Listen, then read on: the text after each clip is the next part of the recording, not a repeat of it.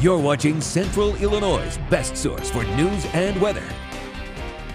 WAND News at 4 starts now. The show goes on now at 4, the Decatur tradition that will once again light up the sky. Plus, all in to win the 10 million reasons for you to roll up your sleeve. First at 4, back with a bang. The annual fireworks display in Decatur is back on. The Decatur Park District announced the fireworks show was canceled last week because the company they contracted with was short-staffed, but that's all changed.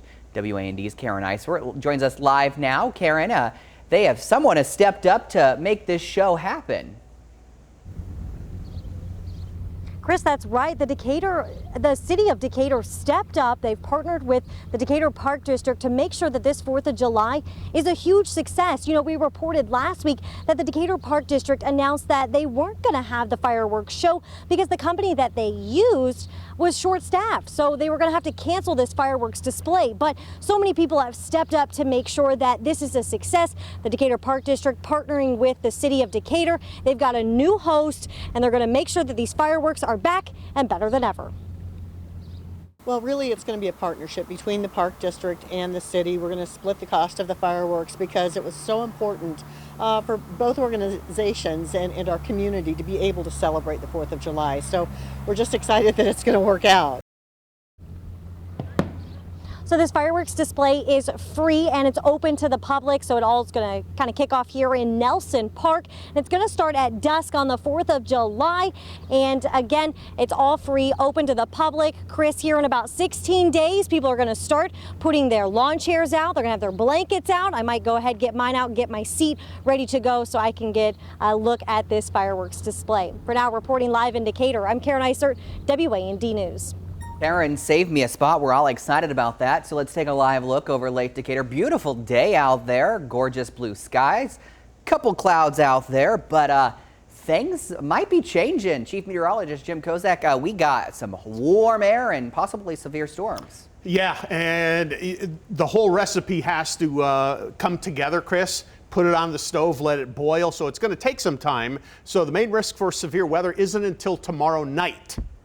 But to get there, we're going to have problems. Now, when we take a look at our Flooring America camera network, we're only seeing sunshine for the time being out at Warrensburg-Latham. But again, we are seeing the uptick in terms of heat and humidity, and we'll get our graphic situation ironed out. And we'll be back in just a little bit to tell you about that severe weather, Chris. All right, thanks, Jim. And looking ahead, Jim Root will be sworn in as the Macon County Sheriff on Monday. Root originally lost the race to Tony Brown, but a judge decided Root was actually the winner after reviewing the ballots. Brown announced his retirement earlier this month. Monday's swearing in will be at 11 o'clock at the Law Enforcement Center. That's in Decatur. Some developing news now. The Supreme Court has tossed out a challenge to the Affordable Care Act. You probably know it as Obamacare. The court rejected a claim made by a group of Republican states. Those states called a recent change to the law unconstitutional. The court says the challengers didn't make a strong enough case that the bill hurts them in any way. Senate Majority Leader Chuck Schumer says today is a historic day. So let me say definitively, the Affordable Care Act has won. The Supreme Court has just ruled the ACA is here to stay. And now we're going to try to make it bigger and better. Establish once and for all affordable health care as a basic right of every American citizen. The ruling suggests it will be tough for anyone to challenge the law again. Well, Juneteenth is now officially a federal holiday. President Joe Biden signed that bill just moments ago.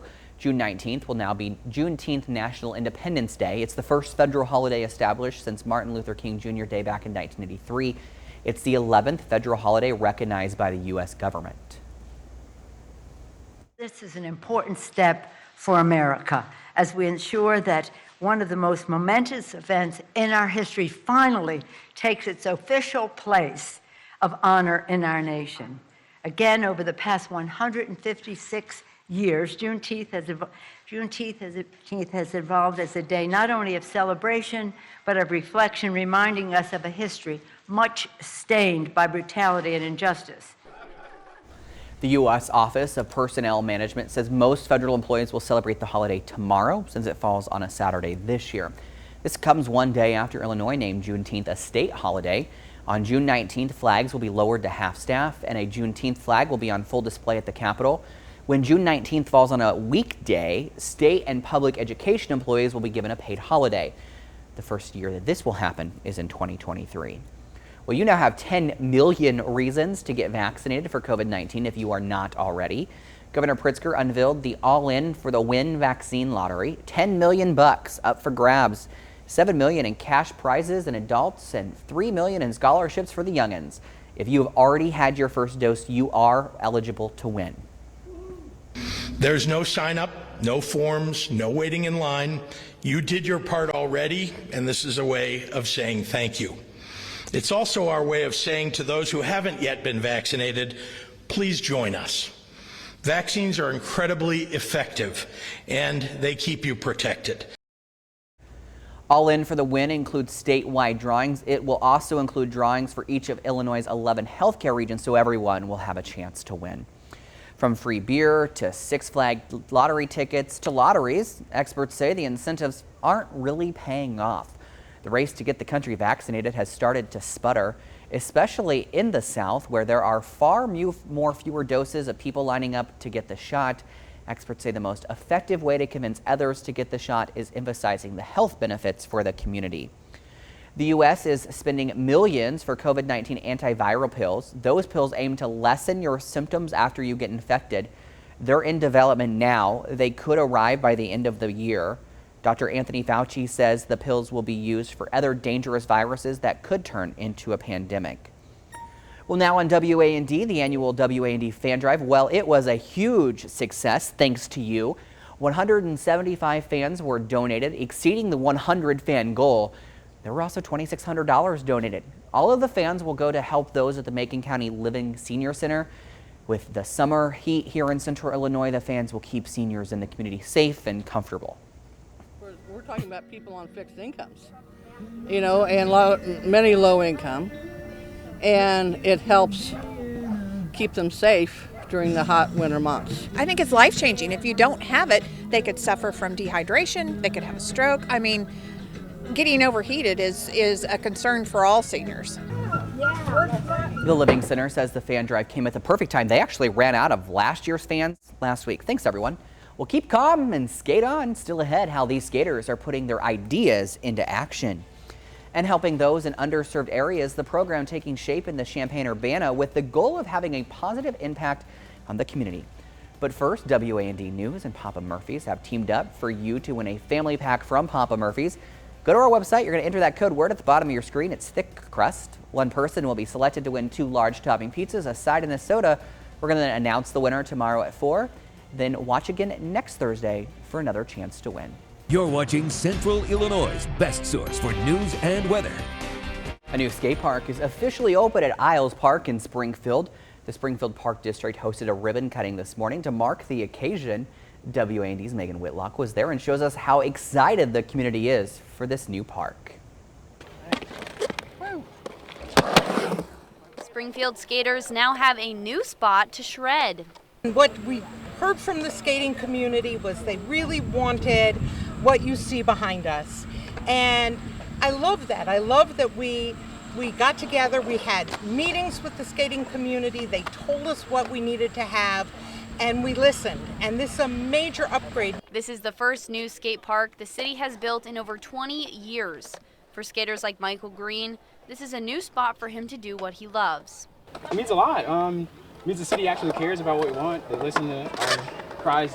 These kids came to a government entity and they expressed what they would like to see, and now they get to see it become a reality.